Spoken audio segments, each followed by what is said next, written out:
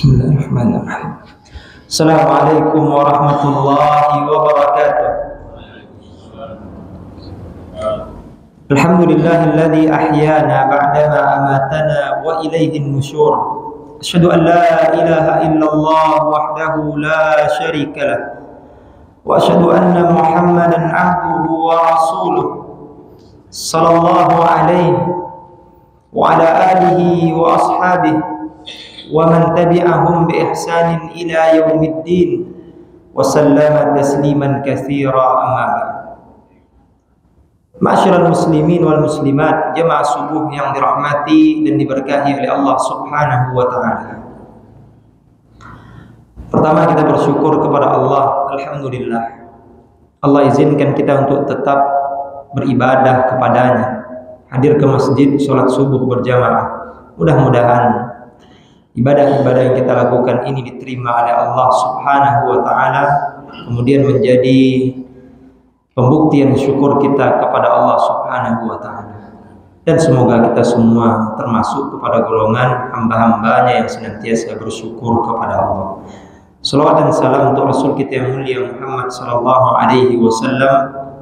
Allahumma salli ala nabiyyina Muhammad wa ala alihi wa ashabihi wa man tabi'ahum bi ihsanin ila yaumiddin wa sallama tasliman katsira, amma ba'd. Semoga kita semua menjadi umat-umat beliau yang kelak di akhirat mendapatkan syafaat, yaitu pertolongan atas izin Allah dari Rasul kita yang mulia Muhammad sallallahu alaihi wasallam. Kaum muslimin wal muslimat, jamaah subuh yang dirahmati oleh Allah, sebagaimana tema yang ditetapkan, yaitu nasihat-nasihat para ulama pasca Ramadan. Kaum muslimin wal muslimat rahimani wa rahimakumullah, di antara yang disampaikan oleh para ulama kita pasca Ramadan atau setelah Ramadan, mereka mengatakan kun rabbaniyah wala takun ramadaniyah. Jadilah kalian hamba-hamba Allah Subhanahu wa taala, dan jangan jadi hamba-hamba Ramadan. Ini diantara pesan para ulama kepada kita semua kaum muslimin. Jadi seandainya kita di bulan Ramadan beribadah kepada Allah tabaraka wa ta'ala, menyembah Allah, melakukan ketaatan-ketaatan, amalan-amalan saleh kepada Allah Subhanahu wa ta'ala, kemudian selepas Ramadan kita tinggalkan kebiasaan-kebiasaan baik tersebut, maka sejatinya kita menjadi hamba-hamba Ramadan, bukan menjadi hamba Allah yang sesungguhnya. Karena Allah yang kita sembah di bulan Ramadan adalah Allah yang juga kita sembah di bulan Syawal, bulan Zulqa'dah, bulan Zulhijjah, dan seterusnya. Oleh karenanya para ulama mengatakan, jadilah hamba-hamba Allah yang sejati, yang menyembah Rabbmu, bukan hamba-hamba Ramadan. Kaum muslimin dan muslimat, jamaah subuh yang dirahmati oleh Allah, hari ini betapa banyak kita saksikan kaum muslimin yang selepas Ramadan, bahkan belum lagi keluar dari Ramadan, Bapak Ibu, mereka sudah meninggalkan Allah Subhanahu wa ta'ala. Di penghujung Ramadan mereka tidak lagi mau menyembah Allah sebagaimana mereka menyembah Allah di awal Ramadan. Apalagi selepas Ramadan, di Syawal, mereka tidak mau lagi kembali ke masjid, tidak mau lagi untuk sholat berjamaah, tidak mau lagi untuk kembali membaca Al-Quran. Begitu juga dengan amalan-amalan yang lainnya. Oleh karenanya disebutkan oleh para ulama, di antara nasihat-nasihat mereka yang pertama, agar kita bisa menjadi rabbaniyah, hamba-hamba Allah yang senantiasa menyembah Allah pasca Ramadan. Para ulama, bahkan para sahabat, hal pertama yang mereka lakukan adalah memperbanyak doa kepada Allah. Ini yang mesti kita lakukan, Bapak Ibu. Ada doa yang dikatakan oleh Allah di dalam Al-Quran yang mesti kita ucapkan. Dan juga ada doa yang diajarkan oleh Nabi kita yang mulia Muhammad sallallahu alaihi wasallam. Para ulama dahulu mereka berdoa sebelum Ramadan 6 bulan agar dipertemukan dengan Ramadan. Ketika Allah pertemukan dengan Ramadan, mereka gunakan sebaik mungkin untuk beribadah kepada Allah, melatih dirinya melakukan amalan-amalan ketakwaan. Kemudian selepas Ramadan mereka kembali berdoa 6 bulan lamanya agar amalan itu diterima oleh Allah. Karena kita tidak pernah tahu Bapak Ibu, apakah amalan kita diterima atau tidak. Walaupun ada ciri-ciri amalan-amalan seseorang itu diterima. Siapa yang diterima amalannya di bulan Ramadan, ada ciri-cirinya. Tetapi kita tidak bisa memastikan apakah amalan kita diterima atau tidak oleh Allah Subhanahu wa ta'ala. Oleh karenanya para ulama, bahkan sahabat-sahabat Nabi berdoa kepada Allah 6 bulan selepas Ramadan agar betul-betul ibadah-ibadah mereka diterima oleh Allah. Di antara doa yang diajarkan di dalam Al-Quran, Allahumma rabbana la tuzigh qulubana ba'da idh hadaitana wa hab lana min ladunka rahmah innaka antal wahhab.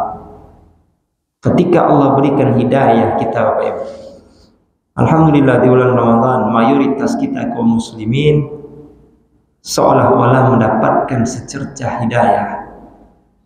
Rajin ke masjid, sholat 5 waktu dijaga, kemudian sholat sunnah ditambah, setelah itu infak sedekah rajin, tilawah Al-Quran juga begitu, dan amalan-amalan soleh lainnya kita dawamkan, kita rutinkan, berzikir kepada Allah, menjaga lisan, mata dan sebagainya. Maka minta kepada Allah Tabaraka wa Ta'ala. Setelah kita mendapatkan hidayah, jangan sampai hati kita ini dikembalikan oleh Allah kepada sebelum kita mendapatkan hidayah. Kemudian di antara doa juga yang diajarkan oleh Nabi, yang sering dibaca oleh Nabi, bahkan hampir setiap selesai sholat Nabi membaca doa, ya muqallibal qulub tsabbit qalbi ala dinik wa ala ta'atik. Wahai zat yang membolak-balikkan hati, atau kama qala Nabi, teguhkan hatiku di atas agamamu. Di Ramadan kita betul-betul menjadi hamba Allah Bapak Ibu, beribadah kepada Allah, berharap pahala. Maka berdoalah kepada Allah agar kita tetap juga menjadi hamba Allah selepas Ramadan. Dan juga senantiasa melakukan ketaatan kepada Allah. Nah, ini doa yang mesti kita ucapkan sesering mungkin, bahkan setiap sholat minta kepada Allah. Wahai zat yang membolak-balikkan hati, teguhkan hatiku di atas agamamu dan juga ketaatan kepadamu. Bapak Ibu yang dirahmati oleh Allah Subhanahu wa ta'ala, maka ini doa yang mesti kita minta kepada Allah. Jangan sampai berlalunya Ramadan kita merasa ibadah-ibadah itu cukup dan merasa ibadah-ibadah itu diterima oleh Allah. Padahal kita tidak pernah tahu apakah betul ibadah-ibadah itu, sholat tarawih, puasa di siang Ramadan, infak, sedekah, bacaan Al-Quran itu diterima oleh Allah. Kita tidak pernah tahu apakah diterima atau tidak. Maka oleh karena itu minta kepada Allah agar ibadah-ibadah itu betul-betul diterima oleh Allah. Dan setelah diterima oleh Allah Subhanahu wa ta'ala, barulah orang-orang itu akan ditunjukkan oleh Allah Bapak Ibu. Di antara tanda ibadah-ibadah itu diterima oleh Allah, min alamati qabul amal, di antara tanda amalan seseorang itu diterima oleh Allah, al-amalu ba'daha, dia akan beramal yang serupa setelahnya. Dia tidak tinggalkan amalan itu. Inilah yang dibahasakan di dalam agama kita dengan istiqamah. Ini di antara tanda. Maka boleh kita introspeksi diri kita ini. Kalau betul amalan itu diterima oleh Allah Subhanahu wa taala, dan ini diantara tanda yang disampaikan oleh para ulama, al-amalu ba'daha, dia akan tetap beramal selepas itu. Kita puasa di bulan Ramadan, apakah kita tetap puasa selepas Ramadan? Diberikan oleh Allah Subhanahu wa taala kesempatan kepada kita untuk puasa 6 hari di bulan Syawal. Puasa-puasa sunnah, Tasu'a, Asyura, kemudian juga nanti puasa Arafah, puasa Senin Kamis, puasa Ayyamul Bid, 3 hari setiap bulan, tanggal 13, 14, 15 setiap bulan. Maka kita mesti tahu kapan waktunya. Mesti ada kalender Bapak Ibu. Hari apa? Tanggal 13, 14, 15 setiap bulan Hijriah, bukan Masehi. Maka orang-orang yang diterima amalannya, dia akan rutin melakukan amalan itu setelah dia melakukan amalan kebaikan tersebut. Di bulan Ramadan dia rajin sholat malam, qiyamul lail, jam 2 kita datang ke masjid untuk mendirikan sholat malam, atau selepas sholat isya kita tarawih juga melakukan sholat malam. Apakah selepas Ramadan kita tetap sholat malam? Atau minimal witir sebelum tidur? Apakah tetap kita bermunajat kepada Allah atau tidak? Dan ini juga diantara tanda-tanda kata para ulama. Atau kalau tidak bisa Bapak Ibu, di tengah malam menjelang subuh. Subuh sekarang jam 4 lewat 52 atau 51. Seandainya kita terbangun jam 4, mungkin bisa mandi dulu atau wudhu, kemudian kita sholat menghadap kepada Allah Subhanahu wa ta'ala. Maka ketika seseorang tetap melakukan kebaikan-kebaikan itu, dia tetap menyembah Allah, dia tetap sholat menghadap kepada Allah Subhanahu wa ta'ala, maka ini diantara tanda amalannya diterima oleh Allah Subhanahu wa ta'ala. Begitu juga dengan Al-Quran yang kita baca, bukan hanya untuk Ramadan, tetap kita dawamkan, tetap kita baca selepas Ramadan, walaupun tidak sebanyak Ramadan. Ramadan kita bisa khatam sekali, 2 kali, atau bahkan 3 kali. Selepas Ramadan mungkin sekali 3 bulan kita khatam Al-Quran 10 juz sebulan, dan itu tidak memakan waktu yang lama. Dulu saya teringat seorang ustadz tetangga ketika saya kecil dulu, dia bercerita kepada ayah, kalau dia nyetir dari kampungnya menuju kota Pekanbaru, dari Petapahan menuju kota Pekanbaru, dulu tak ada jalan Garuda Sakti. Kalaupun ada, itu belum aspal ketika itu. Jadi dia pasti muter lewat Bangkinang. Maka sampainya dia di kota Pekanbaru, kata beliau 5 juz, alhamdulillah saya murajaah ketika nyetir. Nah, begitulah mudahnya kalau kita ingin baca Al-Quran. Paling lama menghabiskan waktu 2 jam, paling lama.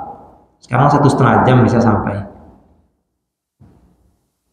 5 juz Al-Quran.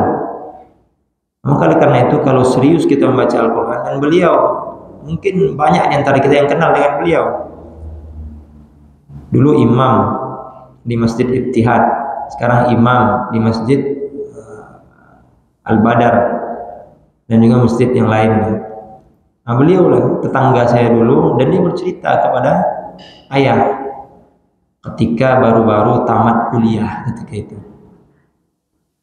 Jadi beliau memang betul-betul memanfaatkan waktunya.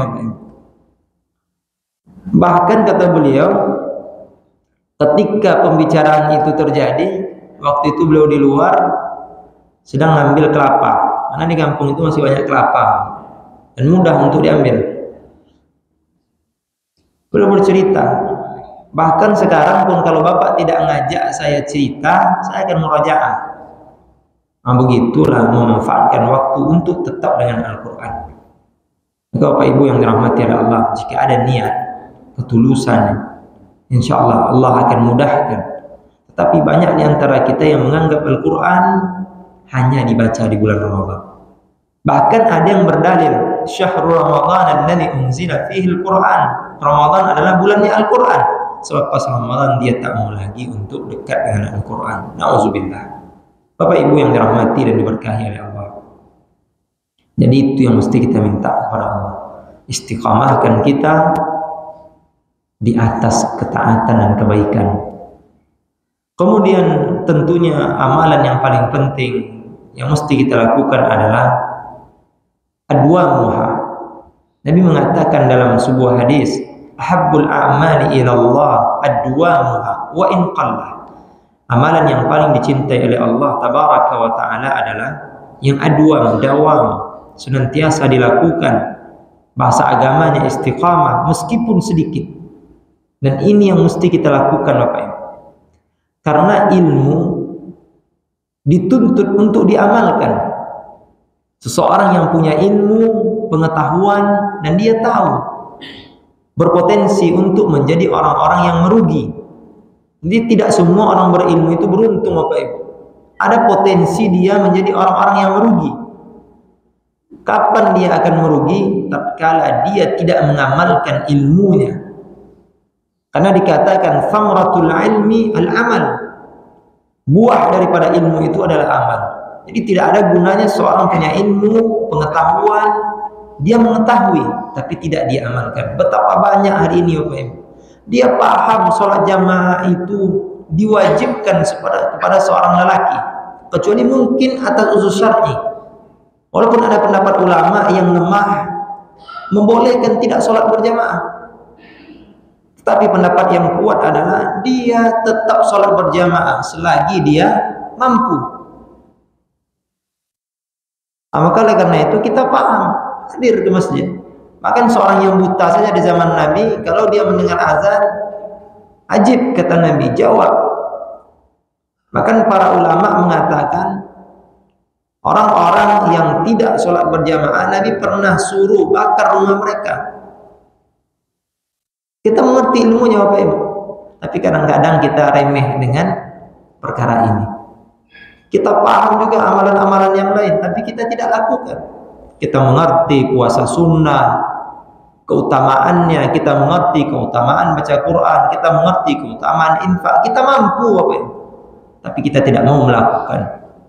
Maka orang berilmu berpotensi dia akan merugi tatkala dia tidak amalkan ilmunya. Ilmu bukan orang bertitel Bapak Ibu, orang yang paham dan mengetahui. Dia tahu amalan itu baik, dia tidak amalkan, dia akan menjadi orang-orang yang merugi. Oleh karenanya tidak ada ayat Al-Quran yang tidak menggandengkan antara iman dengan amal. Wal asri innal insana lafi khusrin. Sesungguhnya manusia berpotensi menjadi orang-orang yang merugi. Illal ladzina amanu wa amilus shalihat. Kecuali orang-orang yang beriman. Dia beriman, yakin kepada Allah, dia tahu. Dia dasarkan atas ilmunya wa amilus shalihat, dan dia melakukan amalan-amalan saleh. Dan orang yang beramal saleh berpotensi juga akan merugi Bapak Ibu jika amalan solehnya tidak istiqamah. Nah, maka inilah yang kita khawatirkan. Kita mengerti, kita paham ilmunya, ini disuruh oleh Allah, kita lakukan.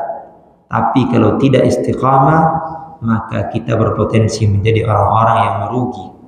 Bapak Ibu yang dirahmati dan diberkahi oleh Allah. Karena istiqamah inilah yang berat. Sangat berat dilakukan. Walaupun rasanya ringan, tapi amat berat kata para ulama. Yang ringan itu istirahat. Istiqamah itu berat. Maka orang banyak lepas Ramadan dia istirahat. Dia merasa capek dengan ibadah Ramadan. Selepas Ramadan dia istirahat. Dia merasa lelah, menahan haus dan lapar di siang Ramadan. Selepas Ramadan dia tidak pernah lagi puasa. Dia merasa puas dengan bacaan Al-Quran di bulan Ramadan. Selepas Ramadan dia istirahat. Dia merasa sudah banyak berinfak di bulan Ramadan. Selepas Ramadan dia merasa cukup membantu orang lain. Maka inilah yang kita khawatirkan. Sehingga dalam Al-Quran Allah mengatakan ganjaran bagi orang yang istiqamah. Innal ladzina qalu rabbuna Allah. Sesungguhnya orang-orang yang dia berucap, berikrar, Rabb kami adalah Allah. Dia beriman kepada Allah Tabaraka wa Ta'ala. Tsumma istaqamu, kemudian dia istiqamah dalam menegakkan keimanannya, beramal saleh kepada Allah. Tatanazzalu alaihimul malaikah, turun kepadanya para malaikat, bukan seorang malaikat, para malaikat kata Allah. Allah mengatakan dalam Al-Quran, malaikat itu akan membisikkan kepada mereka yang istiqamah, beramal saleh di atas keimanan kepada Allah, didasari dengan ilmunya, alla takhafu, jangan kalian takut, jangan cemas, wala tahzanu, jangan bersedih. Ada yang mengatakan para ulama, orang yang hendak meninggal dunia Bapak Ibu, dia takut karena mungkin tidak bisa lagi melakukan ketaatan kepada Allah. Dia merasa kurang amal. Tetapi bagi orang yang istiqamah, walaupun sedikit tapi dia dawam istiqamah melakukan ketaatan kepada Allah, jangan takut kata para malaikat. Wala tahzanu, dan kadangkala orang yang hendak meninggal dunia itu bersedih karena dia bersedih meninggalkan harta-hartanya, dunianya, anak keturunannya, jabatannya, karena dia sedih mendapatkannya susah payah dan dia akan tinggalkan, sehingga dihibur oleh para malaikat. Wala tahzanu, jangan sedih. Harta yang kau kumpulkan, anak-anak yang kau tinggalkan, jangan dicemaskan. Kemudian diberikan satu kabar berita gembira, wa abshiru bil jannati allati kuntum tu'adun. Ada kabar gembira dari Allah Subhanahu wa taala. Bil jannah, akan surga yang telah Allah peruntukkan untukmu. Jadi hilanglah rasa takut dan rasa sedih tadi Bapak Ibu. Karena Allah akan gantikan. Makanya orang-orang yang ketika hidupnya istiqamah di atas ketaatan, akhir daripada hidupnya dia akan tersenyum. Karena dia sudah mencium bau surga. Di alam barzah Allah bentangkan, Allah bukakan, Allah perlihatkan tempat dia nanti di surga. Ini balasan atau ganjaran bagi orang-orang yang istiqamah di atas amalannya, didasari dengan keimanan dan ilmunya. Maka karena itu Bapak Ibu yang dirahmati Allah, mesti kita tetap melakukan amalan-amalan di bulan Ramadan, walaupun tidak sebanyak bulan Ramadan. 8 rakaat 3 witir di bulan Ramadan. Bahkan di penghujung Ramadan kita tambah dengan tahajud. Selepas Ramadan tetap sholat tahajud walaupun hanya 2 rakaat 1 witir, 4 rakaat 3 witir. Tetap sholat malam bermunajat kepada Allah, tetap sholat sunnah, tetap puasa walaupun hanya sekali seminggu, entah Senin atau milih Kamisnya. Tetap baca Al-Quran Bapak Ibu, walaupun tidak banyak. Di Ramadan kan kita baca Al-Quran, kalau ingin khatam sekali 1 juz sehari. 1 juz itu kalau kita serius membaca Al-Quran dari awal sampai akhir, 1 juz itu 20 halaman, itu memakan waktu sekitar 50 menit Bapak Ibu. Itu dengan bacaan yang santai dan lancar, tidak terburu-buru. Tapi kalau bacaannya kencang seperti Syekh Surem misalnya, itu bisa setengah jam 1 juz. Tapi kalau dia santai kemudian lancar, maka insya Allah 2,5 menit 1 halaman, 20 menit 50 menit bisa dia hatamkan Bapak Ibu. Dan itu sudah dipraktekkan oleh banyak orang. Agak lambat dia baca Al-Quran, paling lama 1 juz itu 1,5 jam. Segitulah yang kita peruntukkan untuk Al-Quran dari 24 jam. Kalau serius Bapak Ibu, tidak ada yang tidak mungkin. Ada yang tak mungkin. Kalau bahasa orang kampung kami, sambil-sambilan aja, disambi.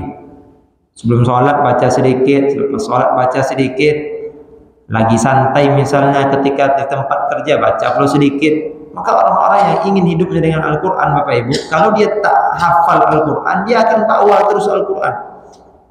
Dan ini yang masih belum menjadi kebiasaan hidup kita, terkhusus di Indonesia ini.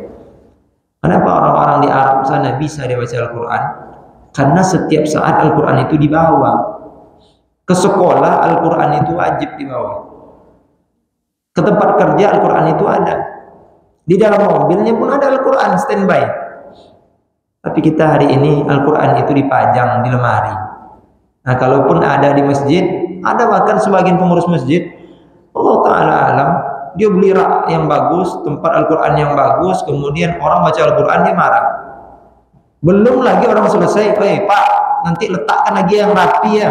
Dia ingin melihat Al-Quran itu senantiasa rapi terus tanpa disentuh. Ada masjid begitu. Heran juga kita melihatnya. Belum lagi kita selesai baca Al-Quran sudah diingatkan, seolah-olah kita itu tidak akan meletakkan Al-Quran itu dengan rapi. Begitulah potret kehidupan kita di negeri kita ini. Atau bahkan kita sudah dimudahkan oleh Allah untuk memakai handphone Android, iPhone dan sebagainya. Kita bisa download Bapak. Kita bisa buka. Terserah orang mau berkata apa. Si fulan lihat handphone terus, terserah. Tapi di handphone itu kan ada kebaikan, ada di situ artikel-artikel tentang ilmu agama, bisa di situ dibuka Al-Quran atau mushafnya, bisa juga itu dibuka hadis-hadisnya, banyak buku-buku yang bisa kita download. Maka tidak masalah orang melihat kita pegang handphone terus, tidak masalah. Bahkan hari ini banyak para ulama, ustadz-ustadz itu tidak lagi memang membawa buku, dia cukup membawa tab kecil, di situ buku banyak. Bahkan ada 1000 sampai 2000 buku di dalamnya, maktabah syamilah. Dia buka. Bahkan menulis pun dia di situ. Dia tulis, dia upload. Kadang dia download. Dan dia baca Al-Quran. Allah sudah mudahkan kita hari ini. Kalau zaman dulu orang masih pegang buku-buku tebal itu. Saya ingat itu. Sebelum Android itu keluar, di zaman itu masih banyak orang pakai BlackBerry. Kita belajar dulu di Timur Tengah itu bawa buku tebal, 2 kali tebal Al-Quran. Sahih Muslim, Sahih Bukhari, Muwatta Imam Malik, itu kita angkat itu, berat itu. Belajar satu buku. Di tahun-tahun 2015 itu sudah marak itu tab Samsung, iPad dan sebagainya. Sudah banyak teman-teman yang hanya membawa tab itu kemana-mana. Dan di situ banyak bisa diinstal buku. Maktabah syamilah, maktabah wafi'ah, ribuan buku bisa masuk ke dalamnya. Bahkan bisa nulis langsung di situ. Ada Samsung yang pakai pulpennya langsung. Masya Allah, kemudahan-kemudahan yang Allah berikan. Maka apalagi hari ini tahun 2024 banyak kemudahan. Bahkan kita tinggal ngomong masuk tulisan kita. Kalau ingin kita menjadi seorang penulis, nggak perlu lagi nulis, ngomong aja sudah tertulis. Maka oleh karena itu manfaatkanlah kemudahan-kemudahan yang Allah berikan kepada kita semua untuk tetap murajaah, atau kalau kita tidak lancar ada murattal. Mayoritas hari ini kita berlomba-lomba ingin membeli kendaraan, tinggal di situ colokkan flash disk murajaah. Minggu ini fokus juz 30, lancar itu. Saya pribadi sudah praktekkan kepada anak kecil. Anak mulai dari usia 0 baru lahir sampai usia 2,5 tahun, 30 bulan. Kalau dipraktekkan mendengarkan Al-Quran 1 juz 1 bulan, pas 2,5 tahun usianya, selesai dia mendengarkan Al-Quran 30 juz. Dimanapun dia didengarkan, di rumah didengarkan pakai speaker, atau mungkin di TV itu kan bisa dihidupkan itu, atau di mobil sama. Jadi isi satu flash disk itu hanya 1 juz itu Bapak Ibu, sebulan. Jadi habis misalnya juz 30 An-Naba sampai An-Nas, ngulang lagi dari An-Naba sampai An-Nas, nanti berputar terus, sehingga kecerdasan anak ini akan tampak nanti ketika dia mulai berbicara. Dan alhamdulillah di usia 3 tahun dia sudah bisa menghafal juz 30 tanpa diajarkan menghafal. Karena usia 2,5 tahun sampai usia 3 tahun mulailah ibunya atau umminya mengajarkan, mentalkinkan ulang. Alhamdulillah hafal. Maka kita tidak pernah heran ada anak-anak hafal Al-Quran di usia 5 tahun.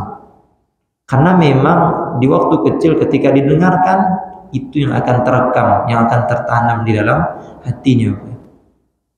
Maka bagi kita hari ini yang ingin memurajaah Al-Quran, kita putar saja. Di mana kita? Sambil lari pun kita bisa murajaah. Itu di Stadion Kaharudin Nasution itu. Kalau kita melihat betapa banyak orang yang sambil lari sore hari Ahad sore, bahkan Sabtu sore atau Ahad pagi, itu bisa kita olahraga tetap, tapi di telinga kita dengarkan Al-Quran. Bisa. Dan mayoritas anak muda memang begitu. Kalau kita panggil itu nggak dengarnya, karena di telinganya ada sumbatan, handsfree itu. Allah Ta'ala alam apa yang mereka dengarkan. Seandainya kita manfaatkan itu untuk mendengarkan Al-Quran, setengah jam kita keliling, berapa ayat Al-Quran yang kita dengarkan. Maka ini yang mesti kita lakukan agar kita ini dekat dengan Al-Quran. Dan itu diantara tanda amalan seseorang diterima oleh Allah. Al-amalu ba'daha, dia akan terus beramal setelah itu dengan amalan yang sama. Bapak Ibu yang dirahmati dan diberkahi oleh Allah. Dan juga nasihat para ulama bagaimana bisa selepas Ramadan ini menjadi orang-orang yang baik. Tinggalkan keburukan-keburukan yang kita lakukan qabla Ramadan, sebelum Ramadan. Jangan sampai terbetik dalam diri kita Bapak Ibu untuk kembali lagi melakukan keburukan-keburukan atau maksiat ketika selepas Ramadan. Karena banyak di antara kita hari ini mungkin merasa lega keluar dari Ramadan, seolah-olah dia itu keluar dari penjara. Alhamdulillah, selesai pula Ramadan, bisa melakukan ini dan itu. Di Ramadan dia tahan dirinya untuk tidak melakukan kemaksiatan. Tapi selepas Ramadan dia kembali lagi ke kalau bahasa orang setelan pabrik nih. Kembali seperti dulu lagi. Seolah-olah ringan tubuhnya untuk bermaksiat. Seolah-olah ringan lisannya untuk berkata-kata kotor. Seolah-olah ringan juga matanya untuk melihat sesuatu yang tidak baik. Dan juga begitu. Seolah-olah dia tidak memiliki rasa kewajibannya untuk kembali datang ke masjid dan beribadah yang lainnya. Dan dia merasa tidak perlu lagi menyantuni anak yatim, fakir miskin, dan sebagainya. Maka inilah yang dikhawatirkan. Dan seorang ulama Bishr bin Hafi mengatakan, bi'sal kaum, seburuk-buruk kaum, la ya'rifuna Allah haqqan illa fi syahri Ramadan. Mereka tidak mengenal Allah kecuali hanya di bulan Ramadan. Ini yang dikatakan oleh seorang ulama yang bernama Bishr bin Hafi. Kenal dia dengan Allah hanya di bulan Ramadan. Bagus amalannya di bulan Ramadan. Tapi selepas Ramadan dia lupa kepada Allah Tabaraka wa Ta'ala. Dia kembali sebagaimana kelakuannya, perbuatannya sebelum Ramadan.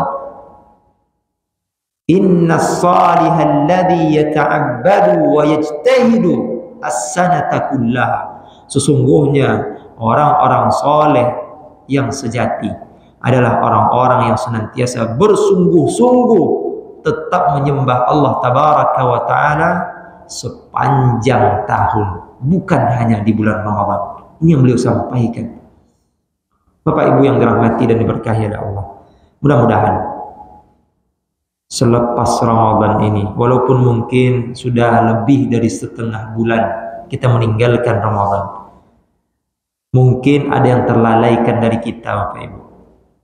Mungkin ada yang belum selesai puasa sunnah 6 hari di bulan Syawal, atau mungkin ada yang belum memulai. Mungkin ada di antara kita yang sudah meninggalkan Al-Quran. Mungkin ada di antara kita yang tidak mau lagi rutin ke masjid, hanya beberapa waktu saja. Mungkin ada di antara kita yang tidak lagi peduli dengan sholat-sholat rawatib, sholat-sholat sunnah. Mungkin ada juga di antara kita Bapak Ibu yang tidak lagi mau berdoa kepada Allah seperti kita berdoa di bulan Ramadan. Mungkin ada di antara kita Bapak Ibu yang tidak mau lagi berinfak, bersedekah, karena kita menganggap pahala sedekah di bulan Ramadan banyak, di luar bulan Ramadan tidak sebanyak Ramadan, sehingga kita tidak mau lagi bersedekah. Mungkin juga ada di antara kita yang tidak mau lagi bersilaturahim, menjenguk keluarga, orang tua dan sebagainya. Walaupun tidak melakukan kemaksiatan dan dosa, tapi mungkin ada di antara kita yang sudah meninggalkan amalan-amalan ketaatannya. Maka oleh karena itu saya mengajak kepada diri pribadi dan kepada seluruh jamaah kaum muslimin dan muslimat, mari kita kembali istiqamahkan amalan-amalan kita di bulan Ramadan agar kita tetap menjadi hamba Allah yang sejati, bukan menjadi hamba-hamba Ramadan, agar kita tetap menjadi orang-orang yang beruntung, bukan menjadi orang-orang yang merugi.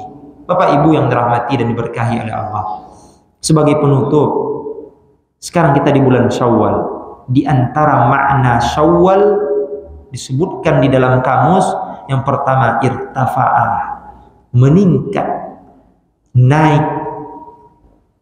Itu makna Syawal. Berharap meningkat amalan kita dari sebelum Ramadan. Dibina kita di bulan Ramadan, ditempah kita Bapak Ibu menjadi madrasah terbaik untuk menjadi orang bertakwa, orang soleh, maka selepas Ramadan meningkat amalan kita. Kemudian makna yang lain disebutkan dalam kamus, Syawal maknanya bidayatul khair, permulaan dari kebaikan. Oleh karena itu, di bulan Syawal ini tata dan tatap ulang kembali konsep hidup kita dengan konsep hidup takwa, kebaikan-kebaikan. Karena ini makna di antara makna daripada Syawal. Makanya banyak orang-orang Bapak Ibu yang memulai sesuatu itu di bulan Syawal. Kalau di daerah kita mungkin banyak orang yang memulai ibadah yang begitu panjang seperti pernikahan di bulan Syawal. Karena memang ini di antara makna daripada Syawal. Banyak di antara kita yang mulai merajut kembali silaturahim itu di bulan Syawal, halal bihalal misalnya. Pulang kita ke kampung, kita rajut kembali silaturahim kita dengan keluarga, orang tua dan sebagainya. Yang sebelum-sebelumnya Masya Allah berantem, tidak mau tegur sapa. Ketika dia mudik, dia kembali rangkul keluarganya, dia kembali berbagi, berbuat baik. Nah, ini diantara makna Syawal, bidayatul khair, permulaan dari kebaikan-kebaikan. Dan diantara makna Syawal juga dikatakan oleh para ulama ahli bahasa, istimrar, berkelanjutan. Ini juga diantara makna Syawal, bisa meningkat atau permulaan dari kebaikan atau berkelanjutan. Maka kalau kita gabungkan semua kata-kata ini, kalau dibahasakan dalam Al-Quran yaitu istiqamah. Inilah bahasa dalam Al-Quran. Orang yang memulai dari kebaikan kemudian dilanjutkan meningkat, ini disebut dengan istiqamah. Maka hal yang paling dituntut agar kita tidak menjadi orang merugi. Tadi saya katakan, ada seorang ulama mengatakan orang berilmu berpotensi menjadi orang merugi kalau ilmu yang tidak diamalkan. Samratul ilmi al-amal, buah daripada ilmu itu amal. Hari ini banyak Bapak Ibu, dia mengerti, dia tahu, tapi dia tidak amalkan. Banyak sekali orang-orang yang memahami dan mengetahui, sehingga Allah gandengkan kalimat itu, illal ladzina amanu wa amilus shalihat alladzina qalu rabbuna Allah tsumma istaqamu.